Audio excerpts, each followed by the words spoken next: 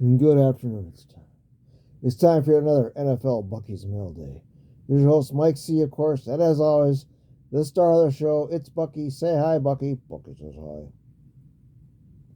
Bucky, what in the world do you have in front of you today?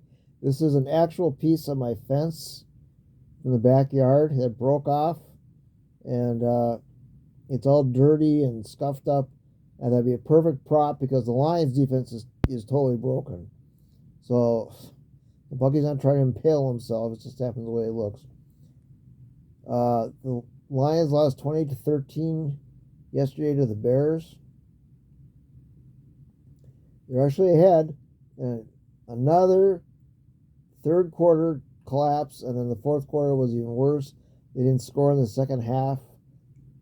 And the Bears have a pretty good defense, so that part wasn't too surprising. But my God, they did nothing. The secondary played terribly. No adjustments, no big plays at all. Didn't come close to getting an interception. One play in particular, I think it was 4th down and 13, and the Lions went offside. And they just kind of quit. And they ended up throwing a touchdown pass, and that pretty much ended the game. And they couldn't score. They couldn't stop anyone from scoring. Amon-Ra St. Brown, probably the worst game of his career, had 4 dropped passes. He doesn't drop passes very often, but 4.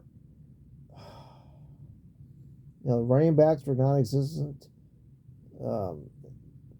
Linebacker, of course, defensive end, except for Hutch, they don't do anything.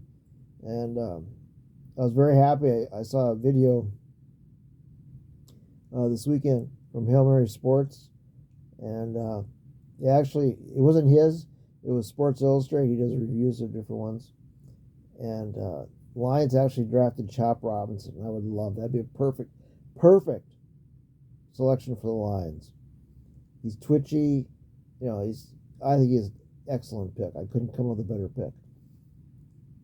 But they have no other pass rush on the other side.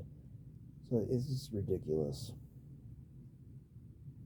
They played overall a terrible game. Bad coaching decisions. They go for on 4th and 10, I think it was. And a couple other times, like, what the hell are you guys doing? So overall, it was a bad camera angle. What it was, but yeah, it was a terrible game. Now, next week the Lions play on Saturday. They play the Denver Broncos in the late game. Vikings play in the early game. I can't remember who the Vikings play. Might be the Chargers. No, I think they already played them. I'll write it down in the description later. So that's a crucial game. Tonight, the Packers play the Giants. And so that's a huge game for the Packers to lose. So, who I'll be rooting for. But this team might collapse. Might not make the playoffs. I don't know. That's why this game is crucial. But honestly, they're not going anywhere. They play like that. Except into next year. Hi, Suki. Suki's laying down next to me. Hi, Suki. Kiss. There, thank you. That tail's wagging. It keeps falling down. There. Okay. So, there. That's better. So overall, it's a terrible game to watch. We didn't watch the Vikings game, but they won 3-0. That's ridiculous. But it counts in the win column just as if they won 100-0. So it's winding down. It's getting to that point where every victory is crucial, but they gotta play better. They ain't going nowhere if they play like that defense. Is Goff the answer? I don't know. Is Hooker the answer? I don't know. Goff looked like a statue at times. Very, very stuck. Didn't move around. He got sacked 4 times. And it's just... Anyway. There's not really any other news. Hawks, I think, split during the weekend. I watched a little bit of one of the games. It was okay. But they just don't have consistent firepower in their game. No news on the Badgers. Of course, they don't play till January 1st.